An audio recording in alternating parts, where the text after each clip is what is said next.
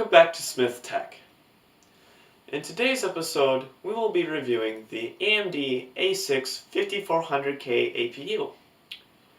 This APU is very old. It came out in mid-2012, but the reason why I am reviewing this APU, or CPU in my case, I'll get to that later, is because it put up numbers that shouldn't even be possible for this processor. TLDR, it is the little processor that almost could. Let's start with the benchmarks. First we have Passmark. As you can see, it gets handily beaten out by any processor that is remotely newer than it. The thing I don't like about this website is that it gives a CPU value based on price to performance, which isn't necessarily a bad thing, but this graph is terrible because it doesn't show the age of this little guy, and it makes it look like a better deal than it really is. We are talking about a 5-year-old dual-core AMD CPU anyways. CPU Boss has some better performance metrics, but it does almost the same thing that Passmark benchmark does. It makes it look better than it actually is. What really tells us a lot of information is Cinebench.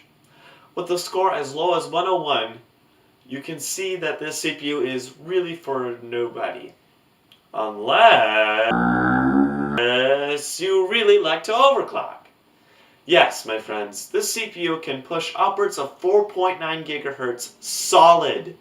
I tested it myself and used this processor for 2 years running like this, and I didn't have one problem. I even used the stock CPU cooler that came with it, and I'm talking the tiny no heat pipe version stock cooler. I did set up AMD Turbo Boost to boost up to 4.9 GHz from 4.4 GHz so that it wasn't running at full speed all the time. Really, to use this processor and do anything modern at all, you need to overclock this thing. If you do end up buying this CPU at all, which you shouldn't, you have to disable the built-in graphics chip, as it doesn't really work. I had multiple issues gaming on it. There was some voltage issues overclocking that high. Anyways, make sure your voltages aren't too high. Seriously, I realize APUs can take more power, but not as much as you think. I almost fried this bad boy a few times, so yeah, I'd be careful. You might be asking why I would make a video based on this CPU at all. And the reason is that it's my first CPU that I've ever used. I bought it off a deal on Newegg that actually happened to be a really good bundle. It had a bunch of nice parts like a power supply and a nice motherboard and RAM that I still use in my main rig today. And I ended up enjoying that CPU for a couple of years to come. I bought it in 2014, and this was during the whole dual core versus quad core debates online.